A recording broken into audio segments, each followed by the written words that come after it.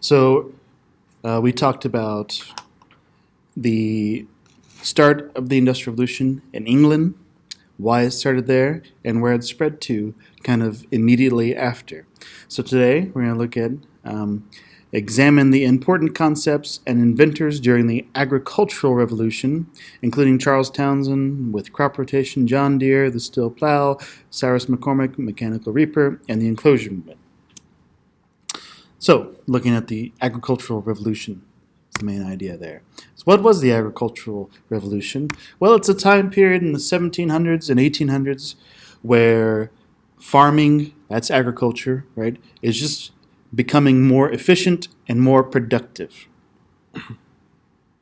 And a big consequence of that is the population greatly starts to increase. So you have this, a lot of this can be contributed to the agricultural revolution, this increase in population, because there's better food.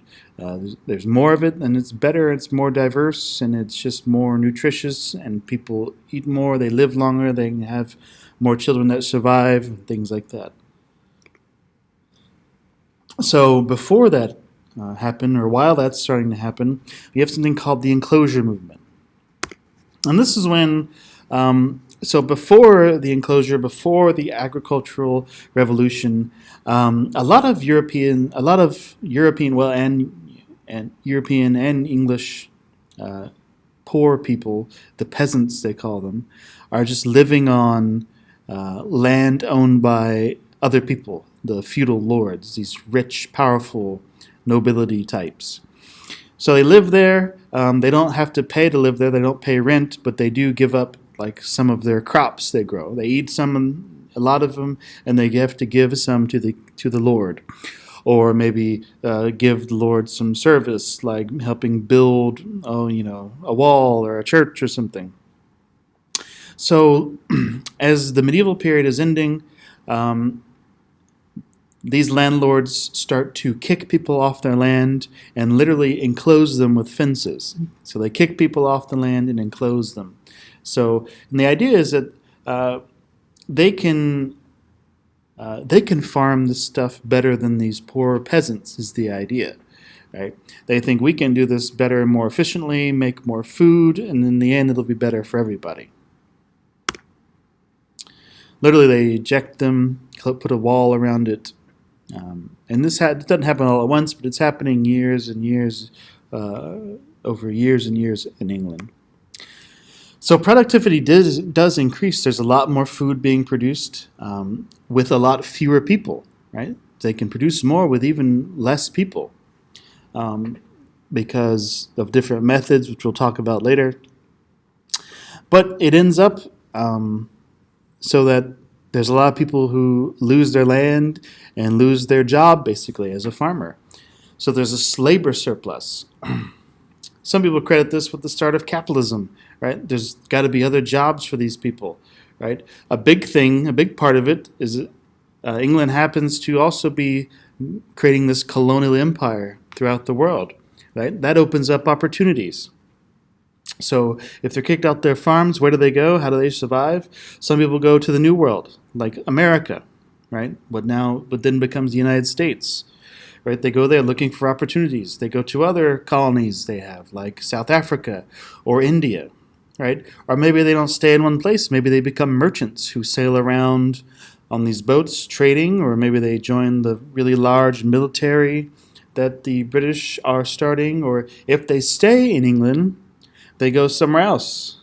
They go off these little farms, these little rural areas, and they go to the cities. It's called urbanization. And they look for jobs there. And there start to be factories. Or these cities have popped up around mines, like coal mines. So people are moving out of these rural areas. Farming's become more efficient. What technologies made it more efficient? A big thing is crop rotation. Now, why do you rotate your crops from year to year? Well, a big part of it is because of the soil. The soil can lose nutrients. If you grow the same thing in the same spot year after year, it can ruin the soil and then nothing will grow there.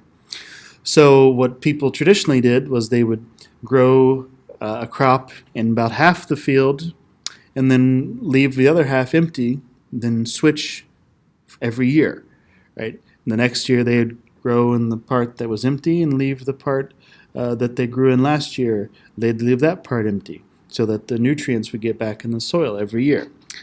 Now that's great and it works, but it leaves half your land empty that could be growing more food.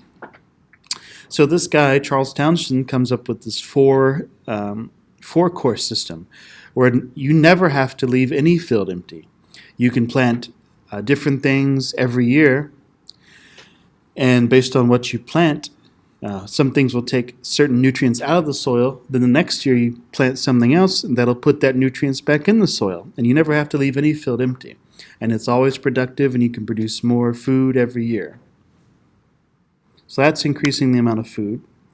There's this thing called the steel plow, which was an improvement over other farming tools, and a horse could pull this, and it was very effective and very good at tilling up hard soil, like on the USA's Midwest area.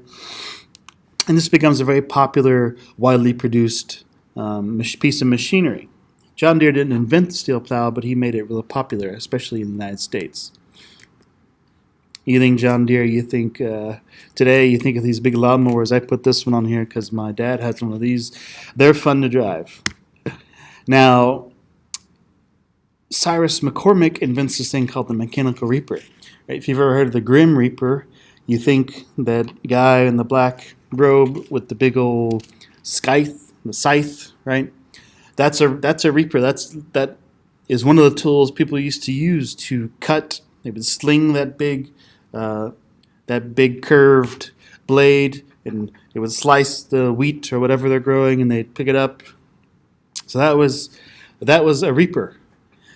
This guy McCormick invents this thing called the mechanical reaper that it's again pulled by a horse at this time, and it cuts the crops and then stacks them as it goes. So that's much more efficient than humans trying to do it just by hand with this big, long scythe. And another thing, not in your curriculum, but I wanted to mention this gas-powered tractor, right? You think what's the most probably useful creation on a farm, the most useful tool? It's got to be that tractor, right? The tractor does everything. Those were not super common up until the 1920s and 30s, but they're becoming more and more popular in the late 1800s, early 1900s. Before that, people used horses and especially mules. Mules are very common, especially if you couldn't afford a horse, they could be expensive. Pretty much every farmer at least had to have a mule or two to do the work around the farm. So what does farming look like now? Right, these huge machines you might see even driving down the road around if you live outside of Tupelo, around the farms, around the outer edges. You might see these things driving down the highway, and you get behind them, they go real slow. But these huge machines can cover huge areas of crops and cut them and collect them and then spew them back out whenever they need to. And today you can literally program them with your phone. Some people you don't even have to drive these things. They drive themselves basically. That guy in there, he could just be monitoring it basically. He might just be sitting in there. He might just be sitting in here just monitoring it, looking at them screens, making sure it's on track. So you can program these things with your phone and set a track for them to go on, and they'll just go along that route you've chosen and pretty much drive themselves. And it's an incredible system we have today. So what is one of the results of all these new inventions? They save the amount of labor required. Therefore, fewer and fewer people are involved in agriculture as the years go on.